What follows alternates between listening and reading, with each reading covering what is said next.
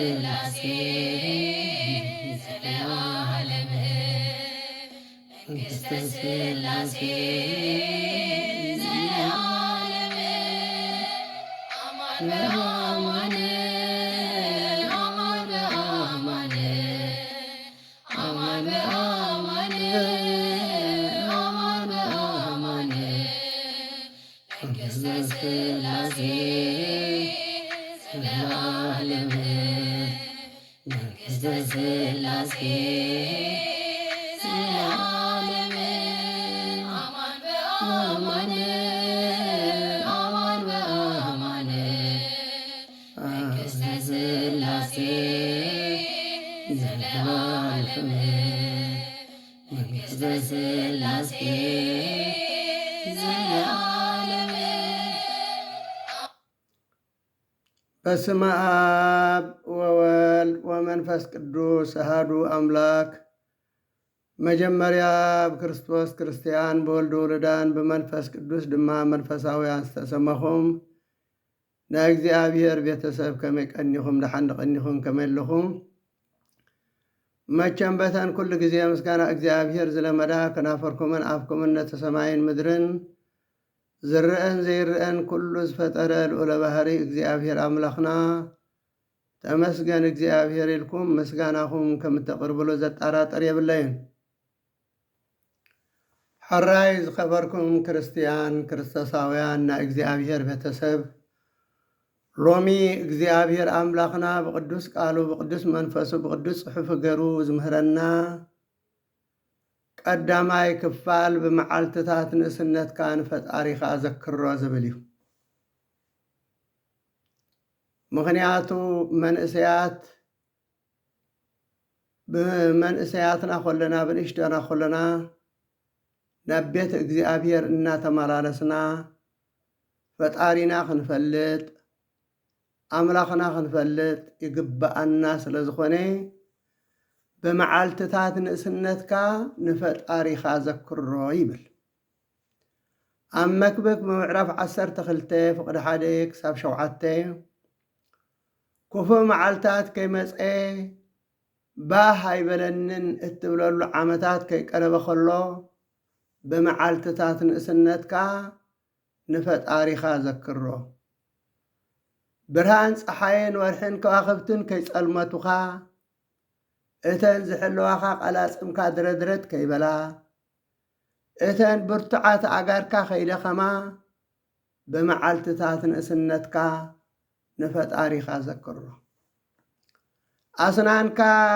ምሕካይ ከይሰኣና ኣዕንቲኻ ፈዚዘን ምርኣይ ከይሰኣና ኣእዛንካ እውን ድምፂ ዓዋፍን ድምፂ ደረፍቲ ኣዋልድን ምስማዕ ከይሰኣና ከለዋ በመዓልትታት ንእስነትካ ንፈጣሪኻ ዘክሮ። ኩርባታት እምባታትን ኩርባታትን ምድያብ ከየፍራሐካ ምኻድ መገዲ ከይጸገመካ ፀጉርኻ ከይሰየበ ሰብነትካ ረይረይ ከይበለ በመዓልትታት ንእስነትካ ንፈጣሪኻ ዘክሮ። ሞትካ ናብ ናይ ዘለዓለም መሕደሪኻ ከይከድካ ሰባት ኣብ ኣደባባይ ከየልቀሱልካ በመዓልትታት ንእስነትካ ንፈጣሪኻ ዘክሮ። ህይወትካ ከም ድርብሩር ከይተበትከ ከም ፍየ ወርቁን ከይተጨፍለቐ ከም ዕትሮ ኣብ ዓይነ ማይ ከይተሰብረ ከም መዘውር ኣብ ዔላ ከይተዓምሸሸ ስጋ መሬት ስለ ዝኾነ ናብ መሬቱ ከይተመልሰ መንፈስ እውን ናብቲ ወሃቢኡ ኣምላክ ከይተመልሰ በመዓልትታት ንእስነትካ ንፈጣሪኻ ዘክሮ የብለና። ስለዚ ኣብ ንኡስ ዕድመና ኮለና ከይኣረግና ኣዒንትና ምርኣይ ከይሰኣነ ኣእዛንና ምስማዕ ከይሰኣነ ኣእጋርና ረድረት ኢሉ መገዲ ምኻድ ከይሰኣነ ከሎ እንዳጎያና ኮለና ኩርባታትን እምባባታትን ከየፍርሓና ከሎ ቤት እግዚአብሔር ኣምላኽ እንዳኸድና ንፈጣሪና ንኣምላኽና ክንፈልጥን ክንዝክርን ይግባአና መንእሰያት። ካብዚ ቃል ኣምላኽ እዚ እንምሃሮ መንእሰያት مسعبخو يركبلو كيبلنا أجزي نسنتنا كأجزي قلعتنا جميرنا فتقارينا صبق جرنا كنفلت حجن تزاز اجزي أبير أملاخنا نحلنا أخبرنا كنمالالس كنبرن كم زقبأنا إنا نمهار سلازي من أسيات نعنا بسجان بنفسن كقول أننا خبزغل وسئنا نسجانات عنا لنفسنا دما هوات عرفتن كبنا زخل قال اجزي أبير أملاخ إمو نابيتا كريستيان إنما مسعنا قالوا نسمع أونجل ماتيوس معرف 11 فقد 20 شمنتن مدهاني آلان كريستوس كمزيلو يصوعنا له كمزيلو يعدمنا له أتم كلهم تسعروا صار زخبركم ناباين عبلنا له صار زخبرنا انت الليو عرفتي كابي إزركب كاب أملاقنا كاب مدحاننا كاب قويتانا كاب فتارينا كاب مدحاني آلام إزركب ما سلازي آتم كلهم تسعري بلنا آتم كلهم تسعروا زقرز خبركم ناباينعو أنا خعرفكم أنا لو وهي من نفسكم كأعرف تخترخ بيكم كم زبل صار خبرنا صارنا خقللنا عرفتون كركبنا ناب بيت كريستيان مسينا قالوا كنسمعن قالوا كنمهارن يقبعنا أبزا بطرات معراف كلتا فقر شوعاتي እግዚአብሔር አምላኽ ንሰብ ክፈጥሮ ከሎ ካብ ሓመድ ምድሪ ገይሩ ፈጠሮ በፍንጩኡ በለሉ መሰብ ካህይወት ዘለዎ ፍጡር ኮነ ይብል ስለዚ ፈጣሪና ፈሊጥና አሚንና ሕጉን ትእዛዙን ክንፍጽም ይግባአና እዩ ኣብ መዝሙር ዳዊት ምዕራፍ 9 ፍቅዲ 10 ዕድሜና 70 ዓመት እየን እንተ በዝሓ ከዓ 80 ዓመት እየን እዩ እዚ ከዓ بسعرن بمكران يبلنا أبز عالم زي النبرلو 7 عمت يو انت بزحوين 8 عمت نسخ أبخن دايد خام أرعلني دقفوني اقري رأسي إيدي كبدي حقي عينين دابلكا دارقاتن 8 نايك أنزا نايك أعر نايد خامين سلازي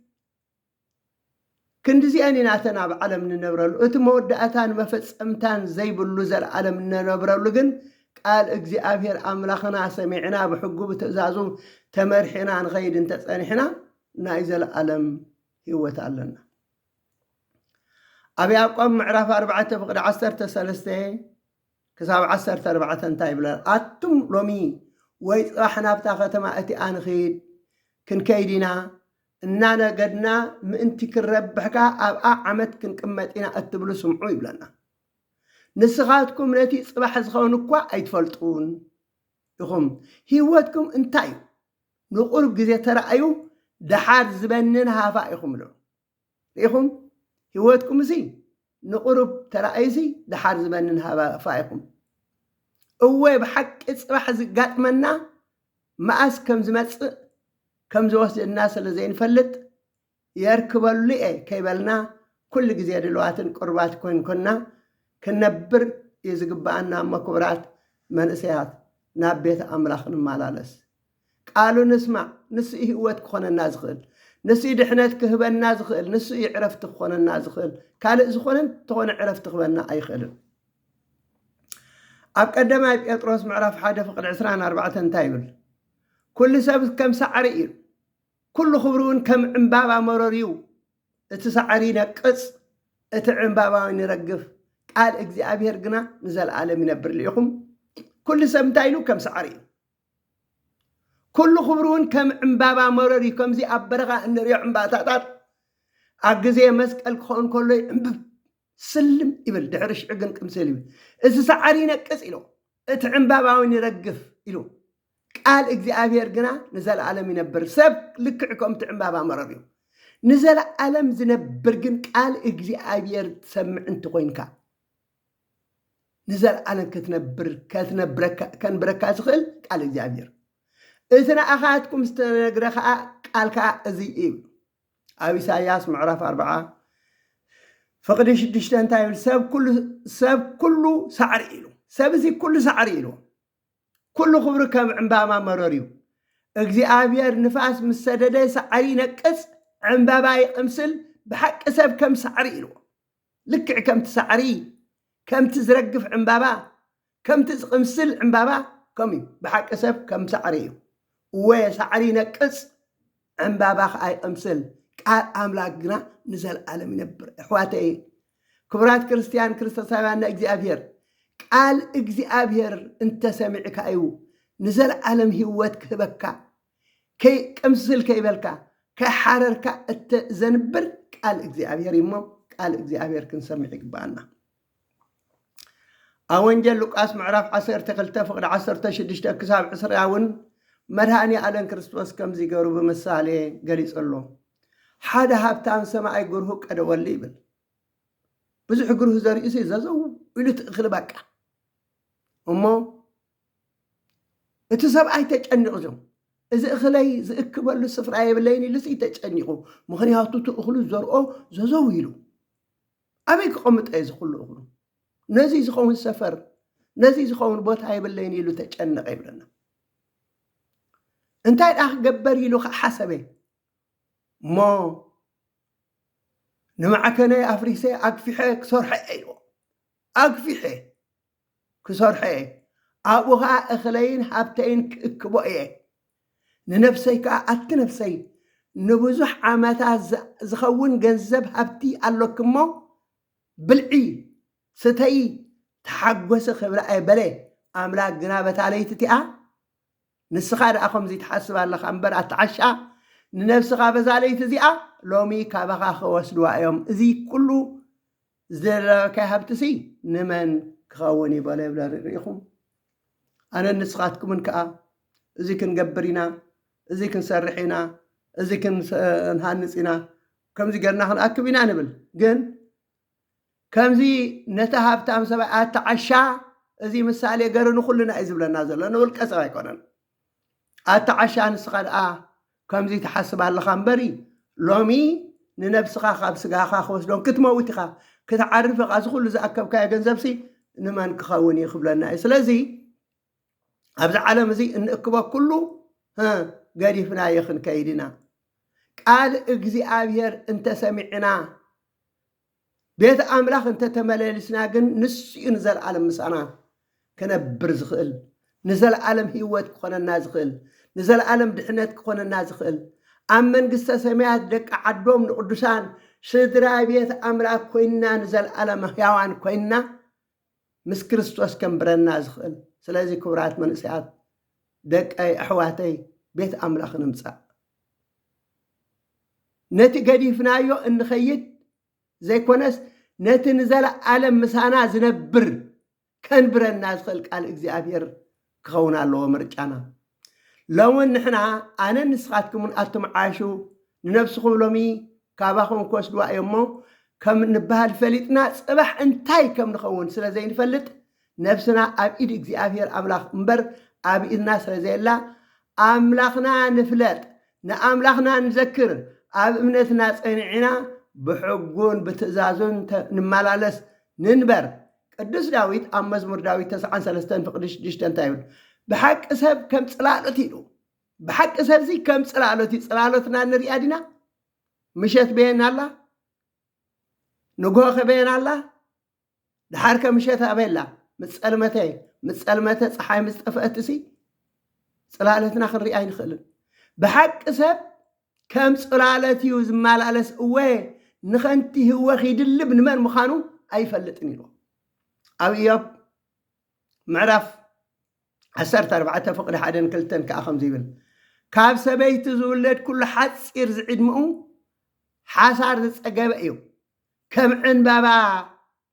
يعنبب امه يصملو له كم عنبابا يعنبب امه يصملو ريخم مجمريا من اسياتكن كون كلنا خمي نفسنا والده يخون بقى غصنا يبر كل ነገር دحارغ يصملو مس ارغنا تريوم مالكم يصمليهم كون تم ارغتو تريوم تحقيهم زخنوا قبيتهم زخنوا كما يبلوا لكعكم كم عنبابا يعنبب ما يصملوا ኣብ ግዜ ክራማት ዕንባባ ዕንብብ እሞ ዝናብ ምስ ኣቋረፀ ሓጋይ ምስ ኮነ ግና ይሓርርን ይቕምስልን ይብል ይጠፍእ ከምዘይነበረ ድማ ይኸውን ሰብ ከዓ ልክዕ ከምኡ እዩ ኣብ መክብብ ምዕራፍ 11 ፍቕዲ 9 ከምዚ ይብለና ኣብ ግዜ ንእስነትካ ባህ ዝበለን ኣብ ግዜ ንእስነትና ባህ ዝበለና ክንገብር ክንሕጎስ ልብና ዝደልዮ ኩሉ ዝሙት ድዩ ስርቂ ድዩ ሓሶት ድዩ ምንዝርና ድዩ ዝተፈላለዩ ነገር ልብና ዝደልዮ ኩሉ ከዓ ክንፍፅም ንኽእል ኢና እዩ እንተኾነ ግና ኣምላኽ ብዛዕባ እቲ ዝገበርናዮ ኣብ ቤት ፍርዲ ደው ኣቢሉ ክሓተና እዩ ኣብ ቤት ፍርዲ ዝገበርናዮ ደው ኣቢሉ ክሓተና እዩ ቀዳማይ ቆሮንጦስ ምዕራፍ 5 ፍቕዲ 10 ከምዚ ይብል ነፍሲ ወከፍ ነቲ ብስጋዊ ህይወትና ኩለና ዝገበርናዮ ሰናይ ኮነ እከይ ምእንቲ ክንቅበል ኣብ ቅድሚ መንበር ፍርዲ ክርስቶስ ብግዲ ክንቀርብ ኢና ይብል ኣብ ሮሜ ምዕራፍ 2 ፍቕዲ 7 ክሳብ 10 እውን ሰናይ ንዝገበረ ኩሉ ክብርን ግርማን ሰላምን ናይ ዘለኣለ ህይወትን ክወሃበ ኢሉ ኢኹም ሰናይ ንዝገበረ እንታይ ኢሉ ኩሉ ክብርን ግርማን ሰላምን ናይ ዘለኣለም ህይወትን ክወሃቦ እዩ ነቲ ንዓመፅ እምበር ንሓቂ ዘይእዘዝ እከይ ዝገብር ዘበለ ኩሉ ግና ስቃይን ፀበባን ቁጣዓን መዓትን ክወርደ እዩ ኣብ ኣምላኽ ኣድልዎ ገፅ የልቦን ኣምላኽ ቁኑዕ ፈራዲ ስለ ዝኾነ ንሃብታም ብሃብቱ ኣይሓፍሮን ንድኻውን ንኡ ዘስምር እንተዘይኮይኑ ብምኽንያት ድኽነቱ ኣይርህርሃሉን ይብለና ክብራት ክርስቲያን ክርስቶሳውያን ካብ እግዚኣብሔር ኣምላኽ ምናልባት ኣይፈልጠናን ይኹን ኣይርአናን ይኸውን ንብል ሰባት እውን ኣይንስኣንን ንኸውን ኢና ካብ ኣምላኽ ዝሕባእ ወይ ዝስወር የልቦን እዩ ዝብለና ካብ ኣምላኽ ዝሕባእ ወይ ዝስወር ነገር የልቦን ኣብ መክብብ ምዕራፍ 12 ፍቕዲ 14 እንታይ ይብል ኣምላኽ ንኩሉ ተግባርና ሰናይ ኮነ እከይ ተሓቢእና ዝገበርናዮ ከይተረፈ ካብኡ ዝሕባእ ወይ ዝኽወል ስለ ዘልቦ ክፈርደና ይብል ኢኹም ተሓቢእና ዝገበርናዮ ከይተረፈ ካብኡ ዝሕባእ ካብኡ ዝኽወል የለን በቲ ተሓቢእና ዝገበርናዮ ክፈርደና እዩ ኣብ ዕብራውያን ምዕራፍ 4 ፍቕዲ 13 እንታይ እዩ ኩሉ ነገር ቁልዕ ኢልዎ ኣብ ቅድሚ ኣምላኽ ኩሉ ነገር ቁልዕ እዩ ኣብ ቅድሚ ዓይኑ ከዓ ስጡሕ እዩ እምበር ካብ ኣምላኽ ዝሕባእ ፍጡር የልቦን ይብሉ ርኹም ዋላ ንተሓባእ ዋላ ንከወል ካብ እግዚኣብሔር ዝሕባእ ካብ እግዚኣብሔር ዝስወር የለን ኩሉ ነገር ኣብ ቅድሚኡ ኣብ ቅድሚ እግዚኣብሔር ኣምላኽ ኣብ ቅድሚ ዓይኑ ስጡሕ እዩ እምበር ካብኡ ኣምላኽ ዝሕባእ ፍጡር የልቦን ይብል ኣብ መዝሙር ዳዊት ምዕራፍ 33 ፍቕዲ 13 እግዚአብሔር ካብ ሰማያት የማዕዱ ንኹሎም ደቂ ሰብ ይጥምቶም ኣብ ልቦም ሓሳባት የንብር ነተግባር ኩሎም ይፈልጦ እዩ ኣብ ምሳሌ ምዕራፍ 15 ፍቕዲ 3 ኣዕንቲ እግዚአብሔር ኣብ ኩሉ ስፍራ እየን ኣዕንቲ እግዚአብሔር ኣበይሉ ኣብ ኩሉ ስፍራ እየን ንእኩያትን ንሕያወትን ከዓ ይቋመቶኦም ኣብ ኩሉ ስፍራ ኣብ በዓቲ ዲኻ ዘለኻ ኣብ ጉድጓድ ዲኻ ዘለኻ ኣብ ገዛ ዲኻ ዘለኻ ኣብ በረኻ ዲኻ ዘለኻ ኣብ ምንታይ ኢኻ ዘለኻ ኣዕንቲ እግዚኣብሔር እዚ ኣብ ኩሉ ስፍራ እየን ንእኩያትን ንሕያወትን ከዓ ይቋመቶኦም ይርኦኦም እንታይ ከም ዝገብሩ ዘለዉ ይርኦኦም ኣብ ኤርምያስ ምዕራፍ 17 ፍቕዲ 10 እንታይ ይብል ኣነ እግዚኣብሔር ንነፍሲ ወከፍ መገዱን ከከም ፍረ ግብሩን ምእንቲ ክህቦ ንልቢ ዝምርምር ንሓሳባት ወዲ ሰብ እውን ዝፈልጥ ኢነ ኣይኮነን ብዓይንኻ ዝርአ ዝገበረሲ ኣብ ልብና ዘሎ ኩሉ ሓሳብና ይምርምሮ መርሚሩ ከዓ ይፈልጦ ኣነ እንታይ ይሓስብ ኣለኹ ብፃየ እንታይ ይሓስብ ኣሎ ንልቢ ምርምሮ ንሓሳባት ወዲ ሰብ ከዓ ይፈልጦ ኢሉ ሪኢኹም ይምርምሮ ንሓሳባት ወዲ ሰብ ከዓ ይፈልጦ ኣብ ኢዮብ 34 ፍቅዲ 12 22 21 ክሳብ 22 እንታይ ይብል ዓይንቱ ንመገዲ ሰብ ይቋመቶኦም ገበርቲ ሓጢኣት ኣስተውዕሉ ገበርቲ ሓጢኣት ዝሕብሉ ፀልማት ወይ ግብ ዝበለ ድነሞት የልቦን ይብል ኣብ ኤርምያስ 32 ፍቅዲ 19 ንስኻ ብምኽርኻ ዓብዪ ብግብርኻ እትድነቕ ኢኻ ነፍሲ ወከፍ ከከም ጠባዮም ከከም ግብሮም እንትክትቦም ከዓ ሰባት ዝግብሮ ኩሉ ትርኢ ኢልዎ ሪኢኹም ከከም ጠባዮም ከከም ኣመሎም ከከም ስርሖም ከከም ተግባሮም ምእንቲ ክትቦም እሲ ዝገብሮ ኩሉ ትርኢ ሪኢኹም ንገብሮ ኩሉ እግዚኣብሔር ይርአና ድሕሪ ሽዑ ከምታ ጠባይና ከምታ ኣመልና ከምታ ግብርና ከዓ ክፈርደና እዩ ኣብ መዝሙር ዳዊት 139 ፍቅዲ 7 እንታይ ይብል ቅዱስ ዳዊት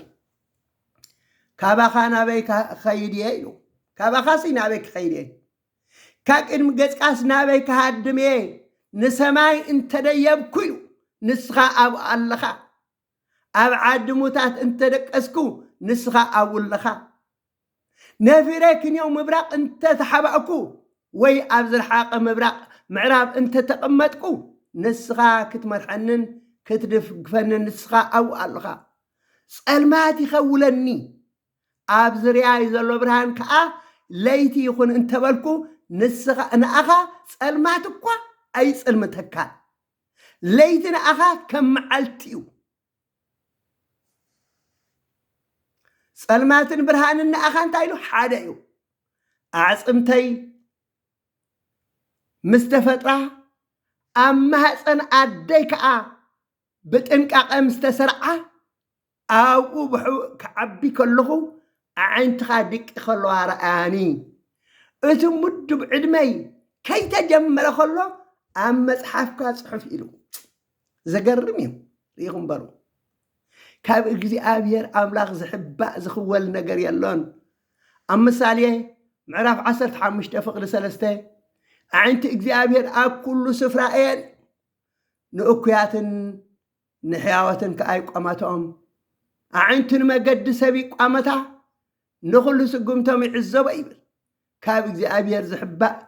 ካብ እግዚኣብሔር ስወር ካብ እግዚኣብሔር ዝኽወል የሎን ክቡራት ኣሕዋተይ ስለዚ ናብ ቤተ ኣምላኽ መፂና ምስ እግዚኣብሔር ኣምላኽና ምንባር ይሕሸና ካብቲ ብስጋን ብነፍስን ከጥፍኣና ከብርሰና ምናምን ክገብረና ዝኽእል ካብዚ ክንድሕን ምእንትን ኣበይ ድሕነ ዘሎ ኣብ ቤት ኣምላኽ እንዳመፃካ ቃሉ ምስማዕ እዩ ሕራይ እግዚኣብሔር ማለት እንታይ ማለት እዩ ኢና ክንብል ወይ ከመይ እዩ እግዚኣብሔር ማለት እንታይ ማለት ምዃኑ እግዚኣብሔር ዝብላ እዘን ቃላት እዚአን ስም ናይ ኣጋእዝቲ ዓለም ስላሴ እዩ እዛ እግዚኣብሔር እትብል እሲ ናይ ሰለስቲኦም ስም ዝሓዘት እያ ረኣዩ ኣብታ ፊደላ ፈላልየ ፅሒፈና ኣለኹ ስም እግዚኣብሔር ኮይኑ ቀዳማይ እግዚእ ማለት ጎይታ እዩ ጎይታ ማለት ከዓ እግዚኣብሔር ወልዲ ማለት እዩ ካልኣይ ኣብ እግዚአብ ኢና ንብል ኣብ ማለት ከዓ እግዚኣብሔር ኣብ እዩ ማለት እዩ ሳልሳይ ሄር ኢና እግዚኣብሔር ኢና ንብል ሄር ማለት ከዓ እግዚኣብሔር መንፈስ ቅዱስ ማለት እዩ ስለዚ ንሰለስተ ስላሴ ብሓደ ስም እግዚኣብሔር እናበልና ንፅውዖም ነምልኾምን ራብዓይ እግዚእ ማለት ጎይታ ክኸውን ከሎ ብሄር ከዓ ዓለም እዩ ትርጉሙ ድማ እግዚኣብሔር ማለት ናይ ሰማይን ናይ ምድርን ናይ ዝርአን ዘይርአን ናይ ኩሉ ፈጣሪ ናይ ኩሉ መላኺ ናይ ኩሉ ገዛኢ ናይ ኩሉ ኣዛዚ ደረት ወይ ወሰን ዘይብሉ ኣምላኽ ኣማልኽቲ ጎይታ ጎይቶት ንጉስ ነገስታት ማለት እዩ ሓምሻይ ፈጣሪ ማለት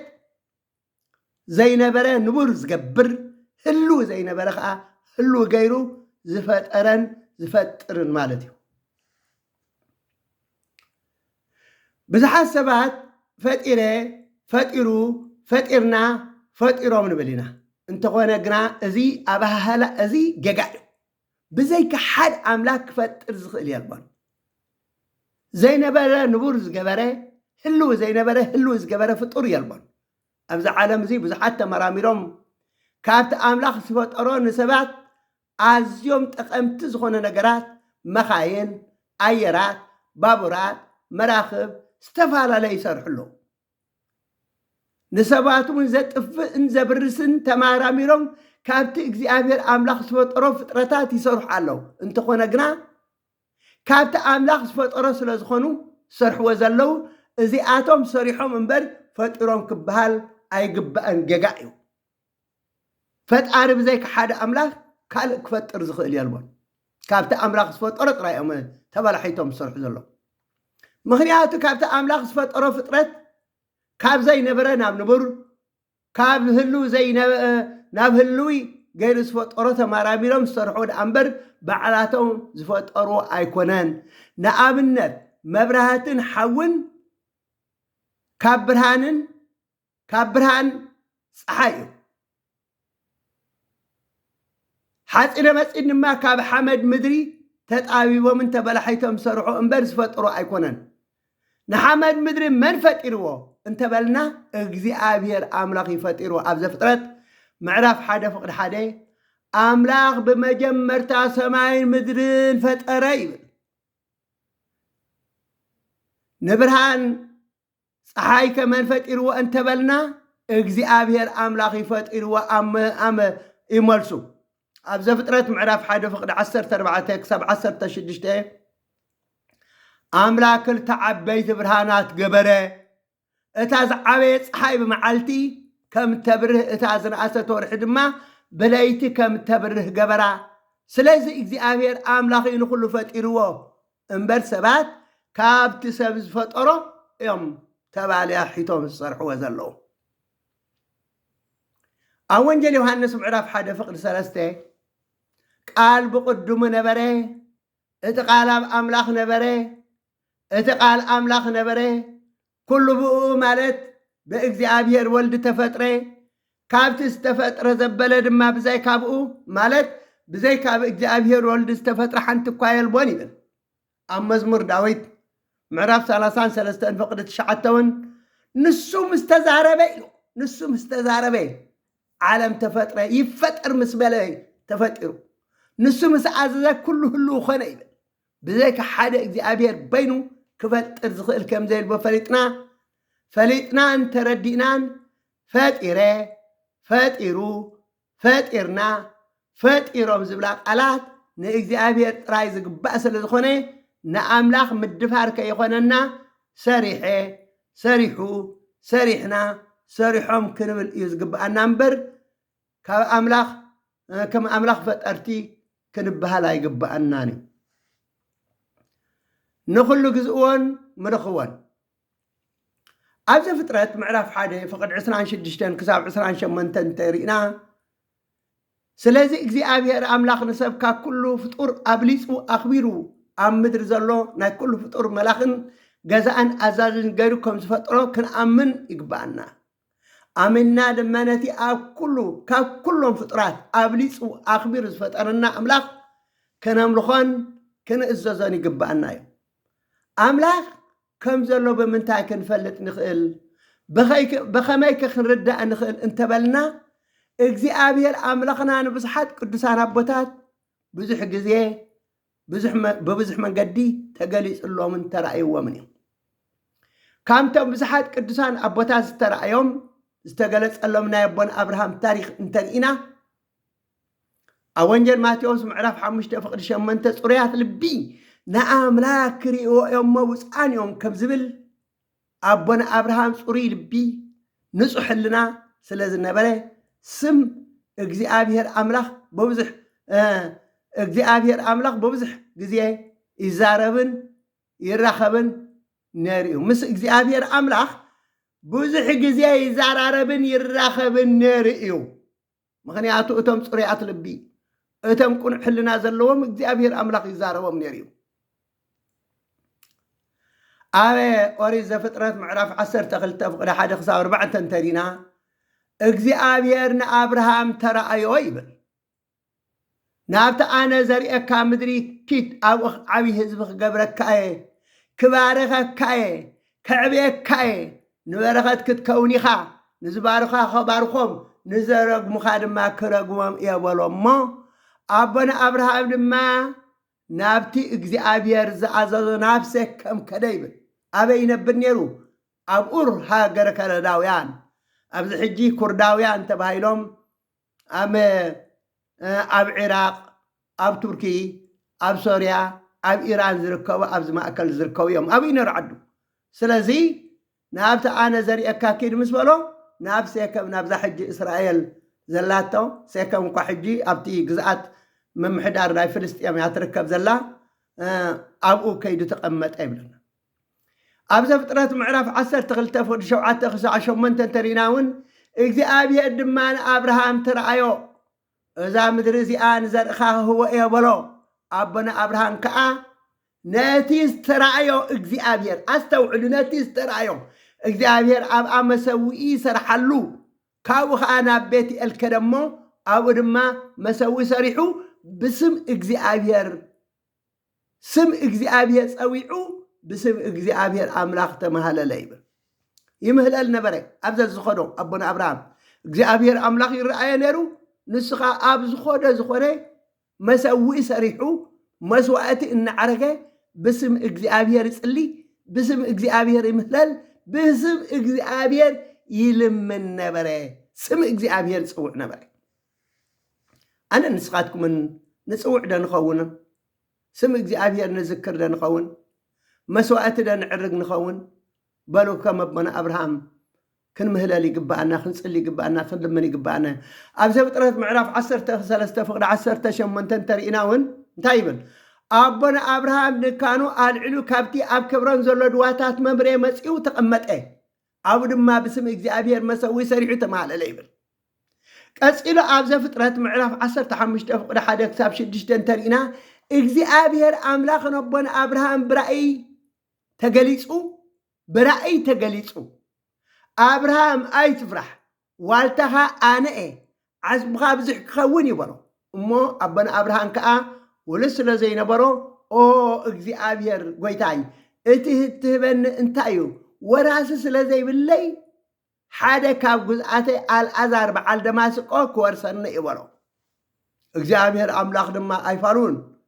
ካባኻ ዝተወልደ እዩ ዝወርሰካ ኢሉ ንግዳም ውፃእ ኢሉ ኣውፂኡ ንሰማይ ጠመት እሞ መቁፃሮም እንተኽኢልካ እስኪ ንከዋኽብቲ ሰማይ ቁፀሮም ዘርእኻ ከም ከዋኽብቲ ሰማይ ኣዝዩ ብዙሕ ክኸውን እዩ በሎ ኣቦና አብርሃም ድማ ብእግዚአብሔር ኣመነ ይብል ኣብ ኦሪት ዘፍጥረት ምዕራፍ 17 ፍቅዲ 1 ክሳብ 8 እንታይ ይብል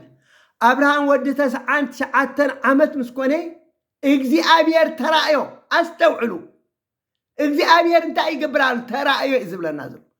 ኣነ እቲ ኩሉ ዝኽእል ኣምላኽ እየ ብትእዛዘይ ንበር ፍጹም ከዓ ኩን ኣነ ቃል ኪዳን ምሳኻ ከቕውም እየ ኣቦ ብዙሓት ህዝብታት ገይረካ እየ እሞ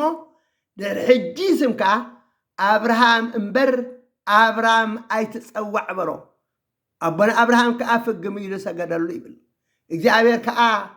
እዛ ሕጂ ስደተኛ ኮይንካ እትቕመጠላ ዘለኻ ምድሪ ከነኣን ንኣኻ ብድሕርኻ ድማ ንዘርእኻ ንዘለኣለም ከረስትየኩም እየ በሎ ኣብ ዘፍጥረት 17 ካብ ፍቅዲ 15 ክሳብ 17 እግዚአብሔር ንአብርሃም ንሰበይትኻ ሳራይ ድሕሪ ሕጂ ሳራ እምበር ሳራይ ኢልካ ኣይትጸዋዓያ ንሳራ ክባርኻ እየ ካብኣ ድማ ወዲ ክህበካ እየ ኣደ ህዝብታት ክትከውን እያ በሎ እሞ አብርሃም ከዓ ፍግም ኢሉ ሰገደ ይሰግድ ይጸሊ ስም እግዚአብሔር ይጽውዕ ነበረ ራእይ ወበሉ ኣብ ዘፍጥረት 18 ፍቅዲ 1 ኣቦና አብርሃም ቀትሪ ኣብ ኣፍ ደገ ድኳኑ ተቐሚጡ ከሎ እግዚአብሔር ተገለጸሉ ይብል ኣብዚ ኣስተውዕሉ ኣጋኣስቲ ዓለም ስላሴ እዮም ዝግለጽሉ ዘለዉ ሰኞ ገረለን ኣለኹ ብጽሑፍ ረኣይዎን ኢኹም እተን ቀጠልያ ገረለን ዘለኹ ናይ ሓድነቱ ዝገልጻ እየን እተን ሰማያዊ ገረለን ዘለኹ ከዓ ናይ ሰለስትነቱ ዝገልጻ እየን እተን ቀይሕ ዘለወን ከዓ ባዕላቶም ኣጋኣስቲ ዓለም ስላሴ ብሰለስተን ብሓደን ገሩ ክዛረቡ ከለዉ ዝዛረቡለን ዝነበሩ እዮም ኣብዚ ነስተውዕል ኣብዚ ብዙሕ ክትዒ ዘሎ ገሊኦም መላእኽቲኦም ዝብሉ ስለ ዘሎ ቤተ ክርስቲያንና ግን ስላሴ እዮም ትብል ምክንያቱ ናይ ስላሴ ምዃኑ ከዓ በዘራርቡ ኣቦና አብርሃም ሰለስተን ሓደን እናገበረ ይገልጾም ኣሎ ማለት እዩ ኣቦና አብርሃም ቀድሪ ኣብ ኣፍ ደገ ድኳኑ ተቐሚጡ ከሎ እግዚአብሔር ተገለጸሉ ይብል በሓድነቱ እግዚአብሔር ተገለጸሉ ክብል ከሎ በሓድነቱ እዩ ዓይንቱ ቋሕ ሓበለሞ ሰለስተ ሰብኣይ ዋ ኣብቲ እግዚአብሔር ተገለጸሉ ጥራይ ይብል ነይሩሲ ቆሊሕ እንተበላ ዓይንቱ ከዓ ሰለስተ ሰብኣይ ኣቂድምኡ ደው ኢሎም ረአየ ርኢኹም ብሰለስትነቶም ከዓ ይዛረባሉ ምስ ረአዮም ክቃባበሎም ጎየየ ፍግም ኢሉ ከዓ ሰገደሎም ኣስተውዕሉ ፍግም ኢሉ ከዓ እንታይ ገበረ ሰገደሎም እዚ ብሰለስትነት እዩ ናብ ሓድነቱ ከዓ ተመሊሱ ሕጂ ጎይታ ኢልዎም ኣቂድመኻ መጎስ እንተ ደኣ ረኺበስ በጃኻ ንባርያኻ ጓሲኻኒ ኣይትሕለፍ በሎ እዚ ብሓደ ገሩ ይስየለስ በኣካላት ወይተዋሃድ መለከት ኣብቲ ጸሎት ዘዘወትር ሲ ኣብ ቅዱስ ቅዱስ ክንብል ከለና ቅዱስ ቅዱስ ቅዱስ ኣሰናፊ እግዚአብሔር ናይ ጉይትነትካ ምስጋና ፈጺሙ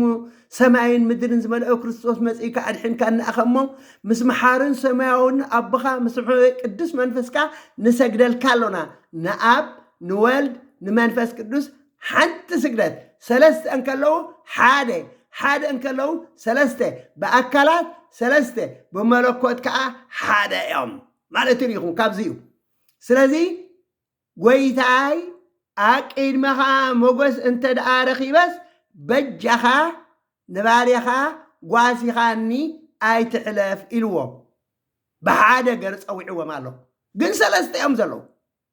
ቆሊሕ እንተበለ ሰለስተ ሰብኣይ ረአየ ዝብለና ዘሎ ተመሊሱ ከዓ ብሰለስትነት እንዳየ ሒደት ማይ ከም ፀኣልኩም ከዓ ኢልዎም ብሰለስተ ገር ይፅውዕም ኣሎ ኣጋልኩም ትሕፀቡ ከዓ ኢልዎም ብሰለስተ ኣብቲ ሕትዛ ኦም ድማ ኣዕርፉ ብሰለስተ ብባርያኹም ኣቢልኩም ብሰለስተ ካብ ሓለፍኩም ብሰለስተ ቁራስ እንጀራ ከምፀልኩም ብሰለስተ ብልዑ ብሰለስተ ብድሕሪ ዝተሓልፉ በሎም ብሰለስተ ንሳቶም ድማ ይብላሎ ንሱ ድማ ይበለን ብሰለስትነቶም ከዓ ይዛረብሎ ንሳቶም ንሳቶም ድማ ከምቲ ዝበልካዮ ግበር በልዎ ብሰለስትነቶም ከዓ ንሳቶም እንታይ ኢሉ ንሳቶም ድማ ከምቲ ዝበልካዮ ግበር በልዎ ይብል አብርሃም ቀልጢፉ ናብቲ ሳራ ሰበይቱ ዝነበረቶ ድኳን ኣትዩ ቀልጢፍኪ ሰለስተ ቀጫጩ ሰንክት በላ ሰለስተ ቀጫጩ ናይ ኣጋኣስቲ ዓለም ስላሴ ናይ ሰለስትነቶም ምሳሌ እዩ ናብተን ኣቦን አብርሃም ናብተን ኣሕቡግያ ኸይዱ ድማ ጽቡቕ ስብሕብተይ ኣዳለወሎም ኣዳለወሉ ይኮነ ዝብል ዘሎ ኣዳለወሎም ክብል ከሎ ብሰለስተ ይፅውዕም ኣሎ ሓደ ብተይ ናይ ሓድነቶም ምሳሌ እዩ ርግኦን ጻልጣን ገይሩ ድማ ቀረበሎም ኣስተውዕሉ ርግኦን ጻልጣን ገይሩ ከዓ ቀረበሎም ንሳተን ከዓ በልዑ ሓደ እንድሕር ኮይኑ በልዐን በለ ነይሩ ኣቦና አብርሃም ድማ ኣብ ጥቕኦም ደው ኢሉ ነበረ ኢኹም ደው ኢሉ ብዙሓት ኣቦታትና ቅዱሳት ኣለውሲ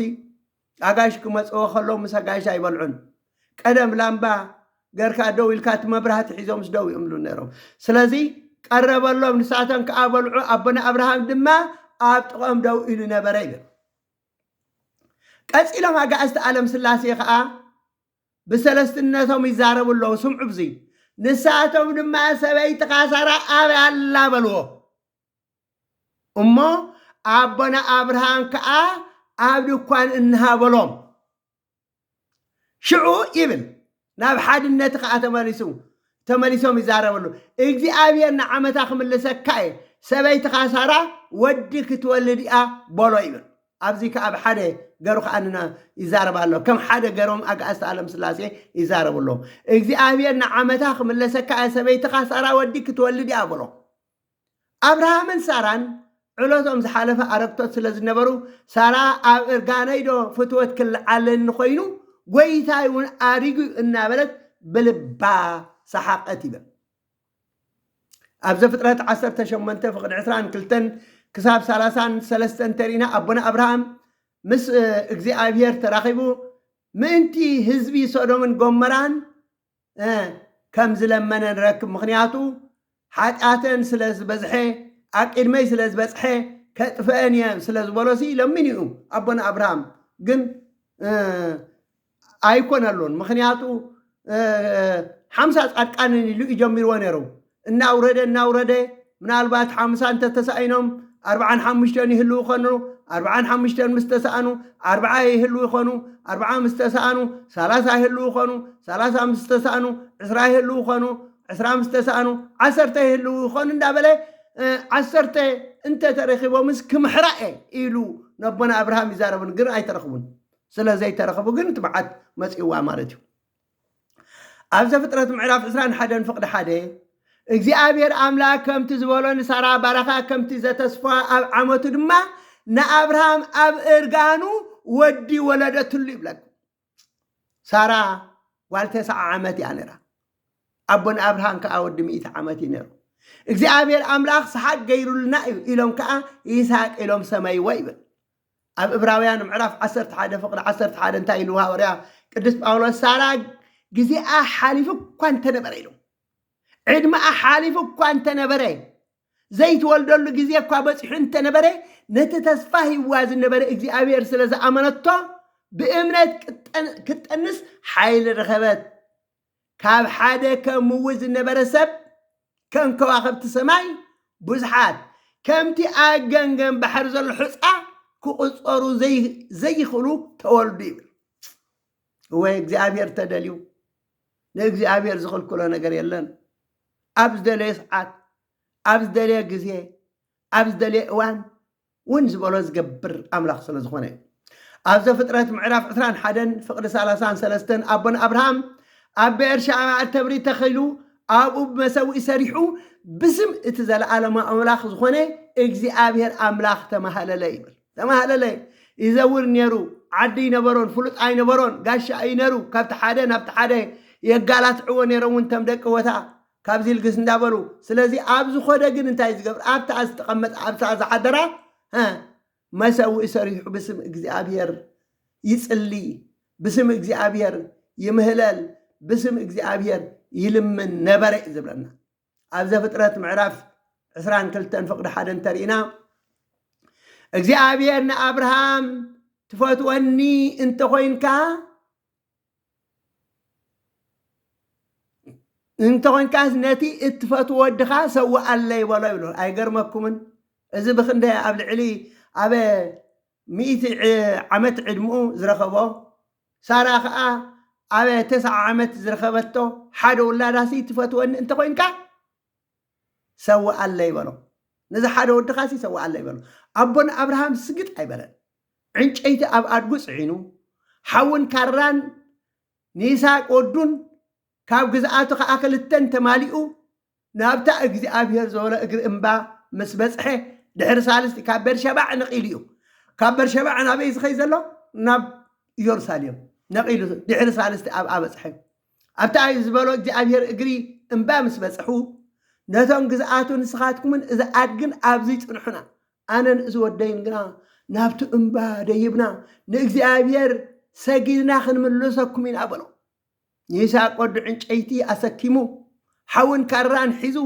ክኸዱ ከለዉ ይስሐቅ ነቡ ኣቦ ይበሎሞ ኣቦን አብርሃም ከዓ ኣቤት ወደይ ይበሎ ዕንጨይትን ሓውን ካራን እንህና እቲ ዝስዋዕ በጊዕዳ ኣበይ ኣሎ በሎ ኣቦና ይስሐቅ ንወዱ ነቡ አብርሃም ኣቦና አብርሃም ከንታይ ይመልሽሉ እቲ ክስውዖ ደልዩ ዘሎኑ እዩ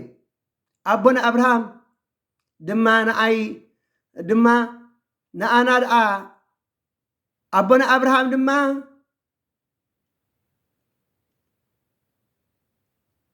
ንዓናይ ደኣ ዝወደይ እስዋ ኣበጊዕሲ እግዚኣብሔር ንኡ ዝኸውን ይሓሊ እዩ በሎ ኣብታ ቦታ ምስ በፅሑ ኣቦና ኣብርሃም ንይስሐቅ ወዱ ኣእዳዉ ኣሲሩ በጥ ኣቢሉ ካራ ሒዙ ክስውኦ ማለት ክሓርዶ ምስ ቀረበ መልኣኽ እግዚኣብሔር ካብ ሰማይ ኣብርሃም ኣብርሃም ኢሉ ፀውዖ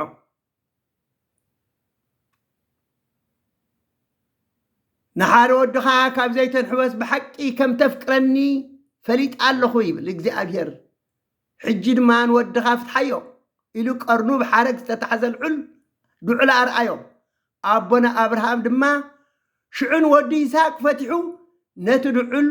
ኣክንዲ ወዲ ይስሐቅ ሰውዖ ኣቦና ኣብርሃም ነታ ቦታ እግዚኣብሔር ንበዓሉ ዝኸውን ይሓሊ ኢሉ ሰማያ ይብለና ንዓናይ ደኣ ዝወደይ እግዚኣብሔር ኣምላኽ ዝስዋ ኣበጊዕሲ ንኡ ዝኸውን ይሓሊ ኢልዎ ነይሩ ከምቲ ዝበሎ ከዓ እግዚኣብሔር ኣምላኽ ርኢኹም እምነት እንተልዩ ጥርጥር እንተዘይብላ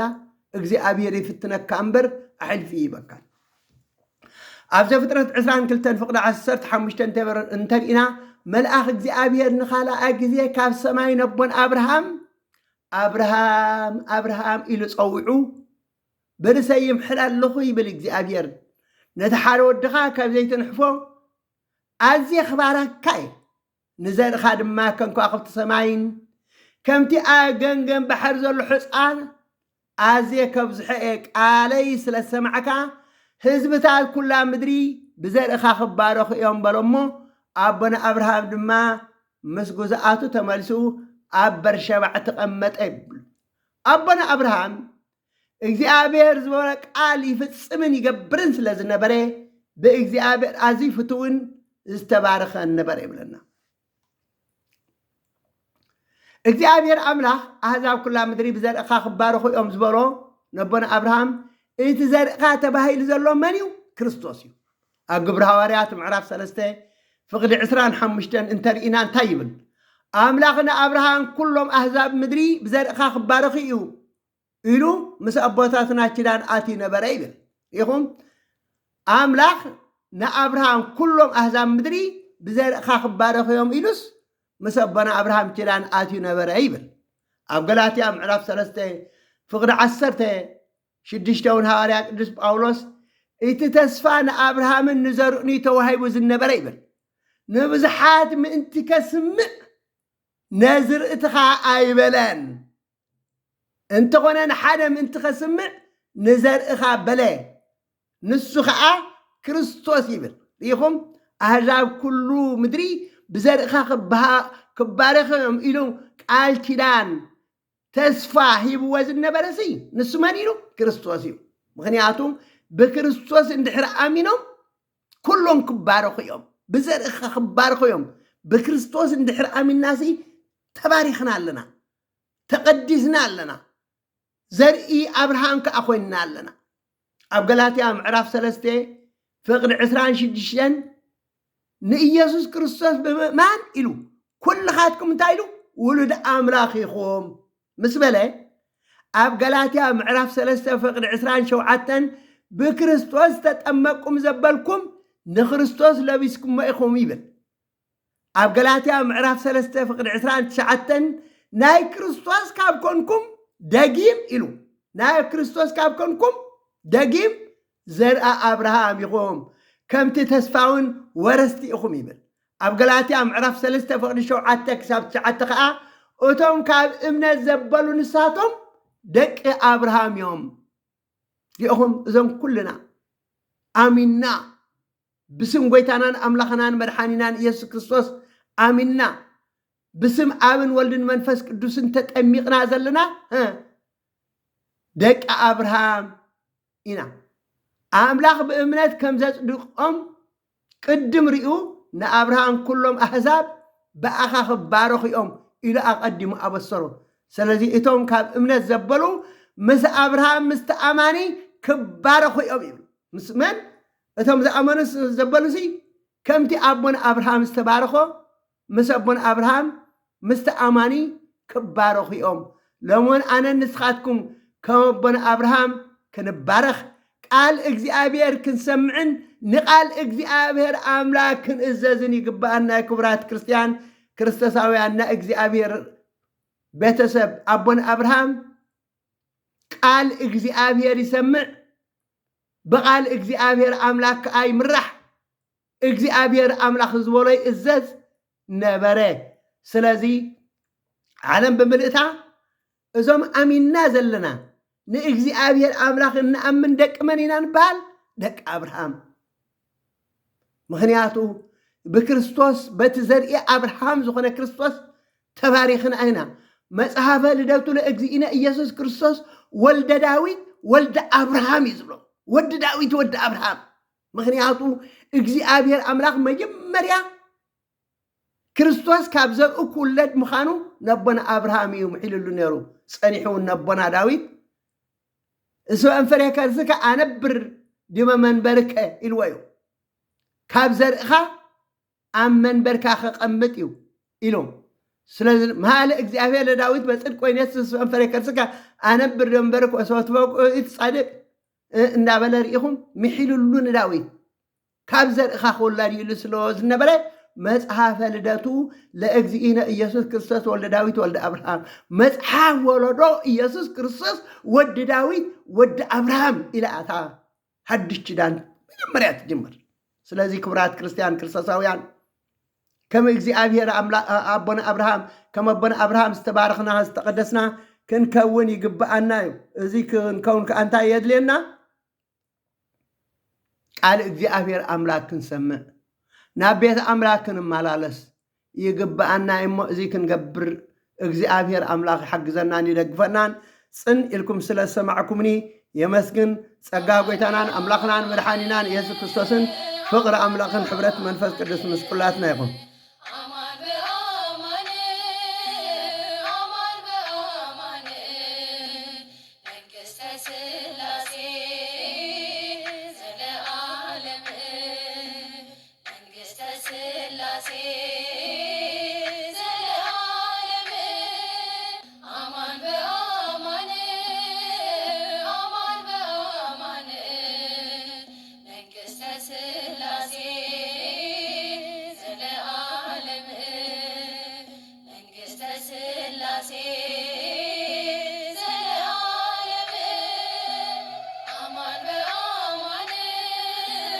አመን አመን አመን አመን አመን አመን መንግሥተ ሥላሴ ለዘላለም መንግሥተ ሥላሴ ለዘላለም